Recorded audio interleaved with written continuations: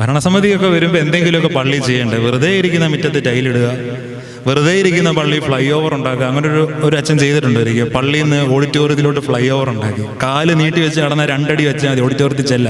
Fly over ഉണ്ടാക്കി. എന്തെങ്കിലും ചെയ്തില്ല, മോശമല്ലേ?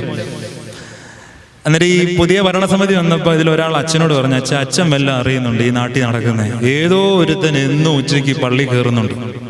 അവൻ കഞ്ചാവാണോ എന്ന് ആർക്കും അറിയാൻ വയ്യാത്ത? അനി അവൻ വഞ്ചി തൂത്തി തുറക്കാൻ വരുന്നതാണോ, പള്ളി തുറക്കാൻ വരുന്നതാണോ? അത്യാവശ്യമായിട്ട് ഗേറ്റിന് താഴിടണം, ഗേറ്റ് പൂട്ടിയൊക്കത്തുള്ളൂ. അടുത്ത കമ്മിറ്റി തീരുമാനം വെച്ചു. നിസ്സാര കാര്യമില്ല, 2 തൊടലും മേടിച്ചു, താഴും മേടിച്ചു, 2 ഗേറ്റും പൂട്ടി പള്ളി ബന്ധോസാക്കി. ആകെ ശനി ഞായർ തുറക്കത്തുള്ളൂ, പള്ളി ബന്ധോസാക്കി. അതിനുശേഷം ഒരു ദിവസം ഈ കുഞ്ഞ് സ്കൂളിൽ പോയപ്പം, മദ്ബഹ കയറിക്കൊണ്ടിരുന്ന സ്കൂളിൽ പോയപ്പോൾ കണ്ടത് ഈ മനുഷ്യൻ ഒരു വെയിലത്തിരുന്ന് ആഹാരം കഴിക്കുന്ന. ആ രാത്രി ബസ്സിനകത്തിരുന്ന് ഇവൻ എന്നോടൊരു ചോദ്യം ചോദിച്ചു, ശമാശ,